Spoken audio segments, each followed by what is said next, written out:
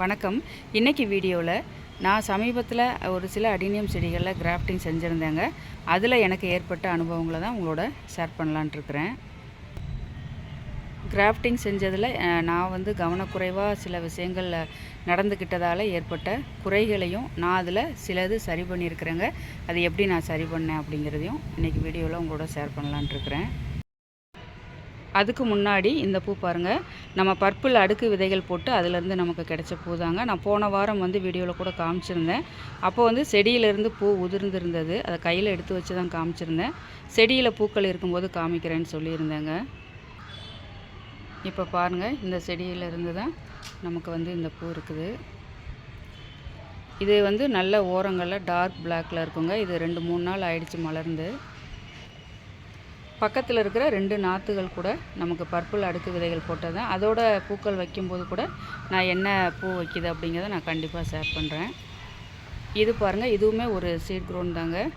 இதுவுமே முதல் முறை நமக்கு பூ வச்சுருக்குது. இதுவுமே அழகான கலர் தான். இது என்ன விதை போட்டோம் அப்படிங்கிறது நான் நோட் பண்ணலை. அதனால் இது என்ன விதைங்கிறது தெரியல. ஆனால் பூ அழகாக தாங்க இருக்குது.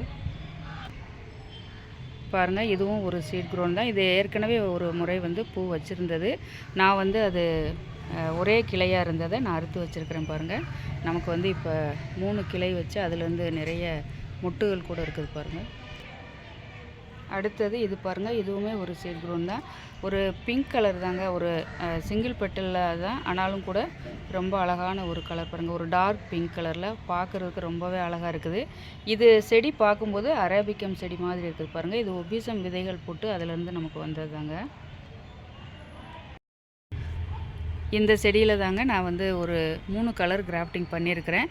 இது ஒரு அடுக்கு பூ வைக்கக்கூடிய செடி தான்.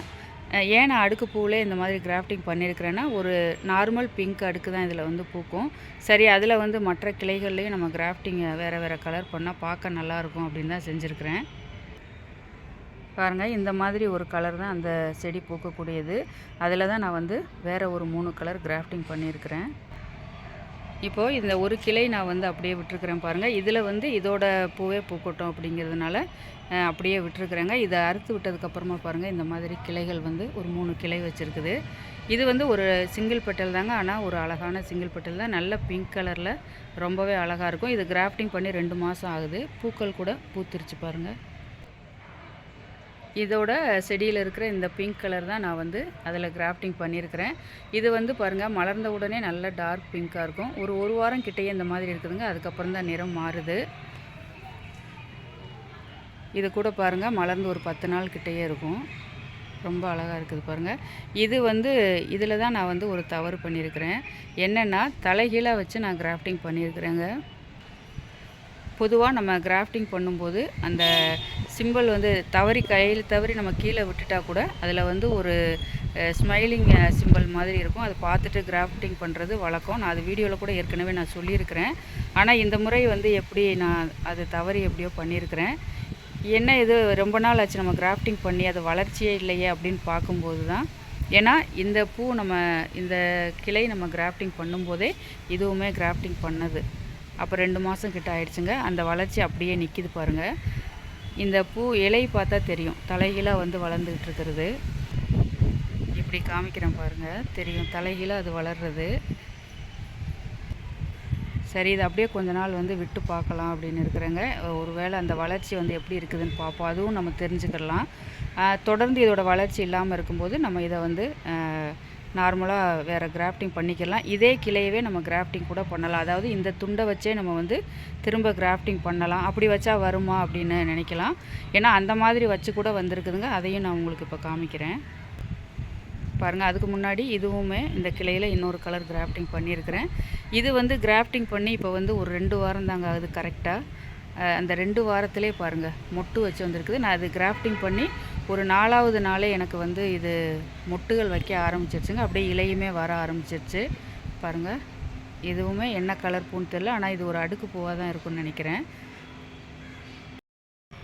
பாருங்கள், இந்த செடியில் தான் நான் கிராஃப்டிங் பண்ணது. இதில் என்ன தவறு நடந்தது அப்படின்னா, இந்த தண்டு இருக்குது பாருங்கள், இது நல்லா தழைச்சி வர ஆரம்பிச்சிருச்சு. இதை நான் ஏன் பிரிக்காமல் காட்டுறேன்னா, இன்னுமே இது இப்போது கிராஃப்டிங் பண்ணி ஒரு 10 நாள் கிட்ட தாங்க ஆகுது. இன்னுமே நல்லா வரட்டும்னு இது 10 நாளில் இவ்வளோ வளர்ச்சியா அப்படின்னா, நான் இது கிராஃப்டிங் பண்ணி கிட்டத்தட்ட ஒரு 3 வாரத்துக்கு முன்னாடி கிராஃப்டிங் பண்ணி இருந்ததுங்க. ஒரு 2 வாரத்துக்கு அப்புறமே வந்து கீழே உள்ள அந்த 2 தழைச்சி வந்திருக்கிற பாகங்கள் இருக்குல்ல, அது வந்து அரும்பு மாதிரி வந்திருந்த சமயத்தில் நான் இந்த மேலே இருக்கிற கவரை எடுத்து விட்டுருந்தேன். ஆனால் நானே நடக்கும்போது தெரியாமல் கை தவறி வந்து இந்த கிராஃப்டிங் போர்ஷன் வந்து தட்டி விட்டுட்டேங்க. கீழே விழுந்துருச்சு. ஏன்னா இது நல்லா தழைச்சி வந்துட்டா கூட இது கொஞ்ச நாள் வந்து வீக்காக தாங்க இருக்கும். நல்ல ஒரு 2 மாதமாவது ஆனால் தான் நல்லா வந்து ஸ்ட்ராங்காக வரும். அது அப்படி இருக்கிற ஒரு நேரத்தில் நான் தெரியாமல் தட்டி விட்டதுனால என்ன ஆயிடுச்சுன்னா, இந்த துண்டு வந்து கீழே விழுந்துச்சு, அந்த கிராஃப்டிங் போர்ஷன் மட்டும். எனக்கு கஷ்டமாயிருச்சு. சரி உடனே அதை எடுத்து, ஏன்னா நல்லா தழைச்சி வந்ததுங்கிறதுனால வருத்தமாக இருந்தது. கீழே விழுந்த அந்த பகுதியை எடுத்துகிட்டு நான் திரும்ப அந்த தழைச்ச பாகங்களை விட்டுட்டு கீழ்ப்பகுதி மட்டும் லேசாக அறுத்துட்டேன். ஏன்னா அந்த பாகங்கள் வந்து காஞ்சிருக்கும், என்ன தான் ஒட்டி இருந்தால் கூட. அதை அறுத்துட்டு திரும்ப நான் வந்து ஃபெவிக்விக் போட்டு ஒட்டி வச்சுருக்கிறேங்க. அதுக்கு முன்னாடி நான் கிராஃப்டிங் பண்ணும்போது டேப்லெட் கிராஃப்டிங் தான், மேலே வந்து ஒரு கவர் போட்டு தான் நான் கட்டி வச்சுருந்தேன் வழக்கமாக பண்ணுற மாதிரி. ஆனால் இது வந்து 2வது முறை பண்ணும்போது அந்த இடையில வந்து அந்த தழைச்சிருக்கிற அந்த தண்டுகள் எல்லாம் மேலே நம்ம திரும்ப கவர் போட்டு அழுத்தும் போது அது உடஞ்சிருங்கிறதுனால நான் வந்து இந்த மாதிரி ஒரு ஃபெவிக்விக் தான் போட்டு ஒட்டியிருக்கிறேன். அதுக்கப்புறமா பாருங்கள், அந்த கீழே உள்ள பாகமும் அழகாக தழைச்சி வந்துருச்சுங்க. மேலே ஒரு புது தளிர் கூட வருது பாருங்கள். எனக்கு இது வந்து ரொம்பவே ஆச்சரியமாக இருந்தது. ஏன்னா எனக்கே வருத்தமாக இருந்தது, நம்ம சக்ஸஸ் ஆகி வரும்போது நம்மளே இப்படி வந்து தட்டி விட்டுட்டோமே அப்படிங்கிற மாதிரி. ஆனால் அது வந்து திரும்ப வச்சதுனால பாருங்கள், சரி வச்சு பார்க்கலான்னு வச்சதாங்க, அது அழகாக தழைச்சி வந்துருச்சு.